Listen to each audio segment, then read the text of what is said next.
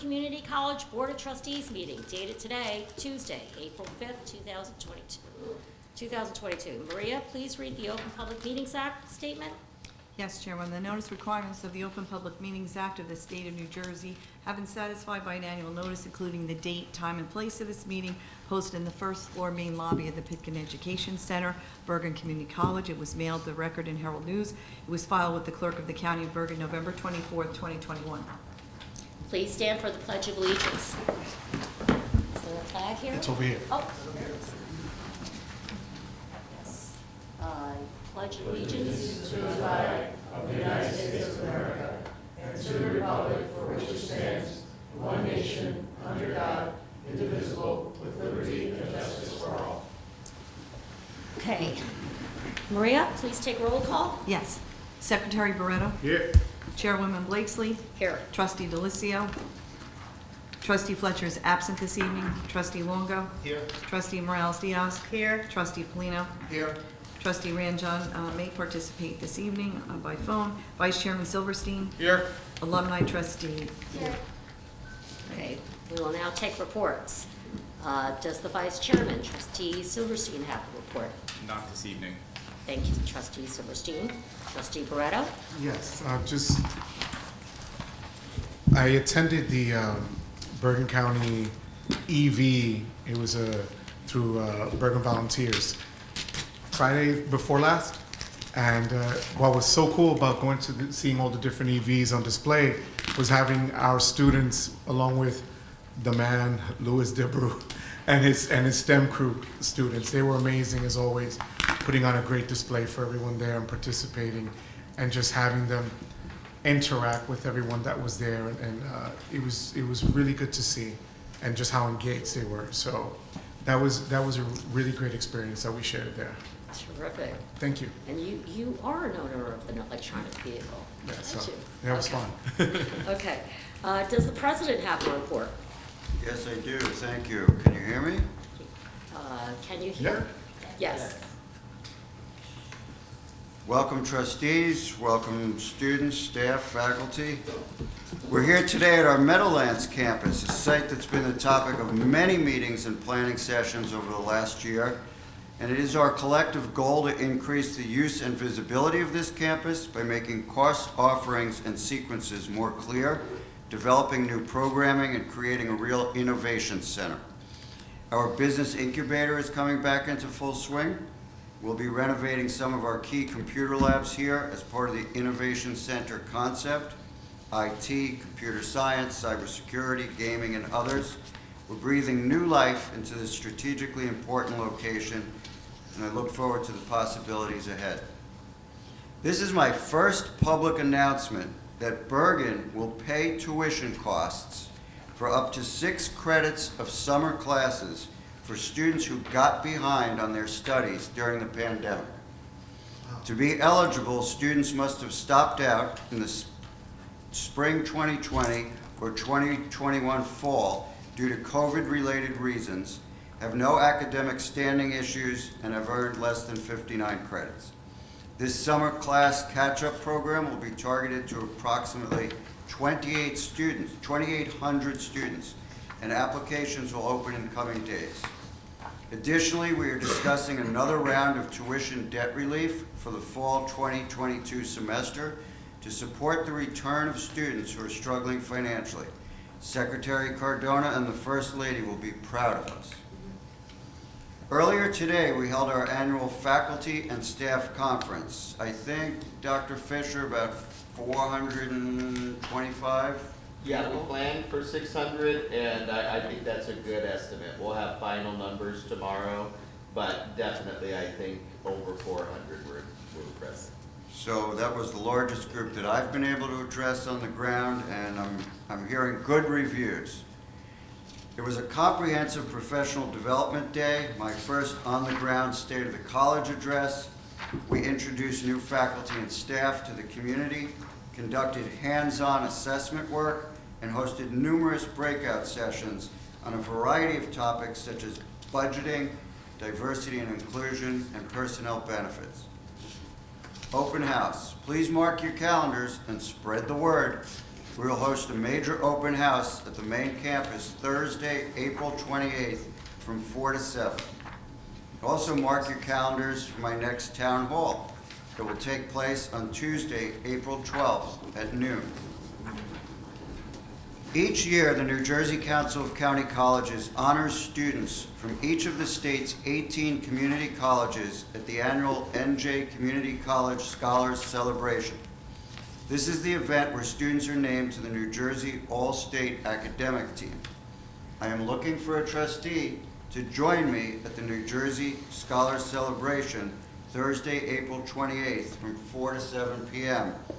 at the New Jersey State Museum Riverview Courtroom in Trenton, New Jersey. So I'll follow up with Marie.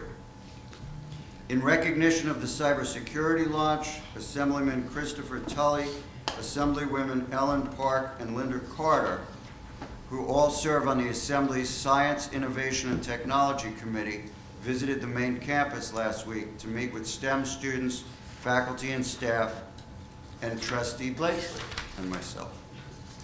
The Infinity Equity Fund, a renewable energy advocacy and development organization in Howell, has selected Bergen for an inaugural $10,000 grant to provide a cohort of Bergen STEM students with programs centered around environmental sustainability and equity. Additionally, I had the pleasure last week of meeting students inducted into the STEM Student Scholar Program known as 3SP, which recognizes outstanding achievement among that cohort of students. I heard about their dedication.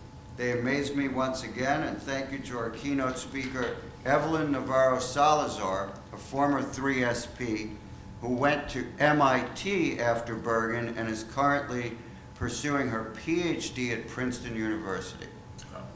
More power to us. This past Sunday, local entrepreneur Mark Jeffries held a grand opening of Go Fish, a seafood Latin fusion restaurant in Teaneck. As part of our Size Up initiative, student Adela Monca and graduate Michael Tisolano helped Mr. Jeffries with his business by assisting with the restaurant's branding and menu design. Assemblywoman Shema Hayter presented Mr. Jeffries with a certificate of recognition. This is just one example of tangible outcomes from the Economic Recovery Committee. This is from the Size Up program coordinated by Linda Caruso, who I think I saw back there with her laptop. Linda, you're doing an incredible job. There are 20 student interns and 150 businesses now part of this program.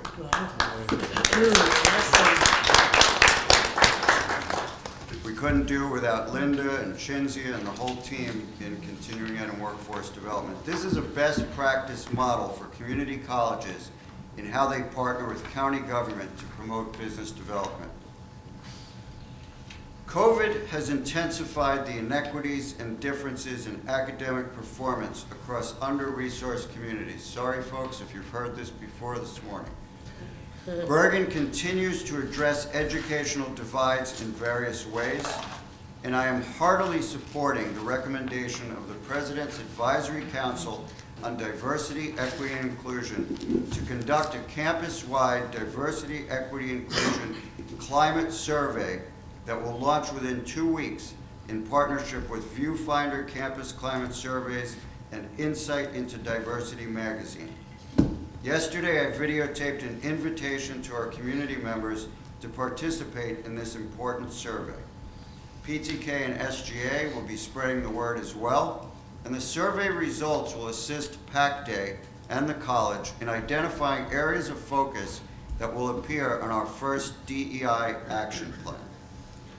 Inclusion also means community outreach, and last week was it last week or the week before? We welcome members of our, COVID has done this. I can't remember the weeks.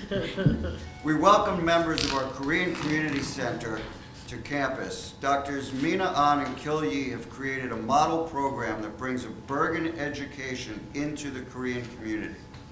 In recognition of our partnership with the KCC, I honored Michael Nam, the KCC president, with my Presidential Partnership Award at an event last week. Women's History Month events centered around the theme of the female body all through the month, closed with a riveting performance that featured the very real and often harrowing stories of our female students. These types of events remain so unique to our college, and I'm grateful to all who contribute to their success. Last month, I mentioned that the college would sponsor both a teach-in and safe space convening on the war in Eastern Europe. These very well-attended workshops not only serve to show support for our Eastern European family members, but used education to foster greater understanding and learning. I thank the faculty and staff organizers and those who participated. And lastly, we reached an important milestone in our pandemic response last week, moving to a mask optional environment and discontinuing the checks of vaccination or tests. We are returning to more normal operations and will continue to monitor the latest guidance of federal, state, and county health officials, as well as our own in-house data. Onward and upward. Thank you. Thank you, President Freeman. Okay, Audit and Finance, Trustee Polino, do you have a report that you can give on behalf of Treasurer Fletcher? I do, Madam Chair. The Audit, Finance, and Legal Affairs Committee met on March 23, a couple of weeks ago, and we are offering and recommending for adoption by the board resolutions AF 1 through 4. Thank you. Trustee Barretto, Education and Student Affairs Committee? Yes, ESA met on Tuesday, March 22nd, and we will be offering ESA 1, 2, 3. Okay. Oops. Personnel Committee, Trustee Longo? Oh, Madam Chair. I'm sorry. I meant That's Trustee okay. Morales. Thank you, Madam Chair. Our Personnel Committee met on March 22nd, and we are prepared to move this evening P1, A through G, P2, A, B, P3, 4, and 5, 6, A through G, 7, 8, 9, and 10. Madam. Can you repeat that? Thank you, Trustee Morales Diaz. Now, Trustee Longo, Site and Facilities report, please. Sure. Site and Facilities met on March 23rd, and we are offering SF1 for board approval. Okay, is Trustee Ranjan on the phone? No. Okay, we're going to skip strategic planning and issues for now. Alumni Trustee report, please. Trustee Yu. Just wanted to say that with the help of Dr. Larry Abenka, we accepted 1,000 students that graduated from Bergen in 2020 and 21 signed up to receive their diploma slips, so we will be sending that very soon. Yeah. Thank you. Thank you, Trustee Yu. My report as chairman, I did go to the induction for PTK.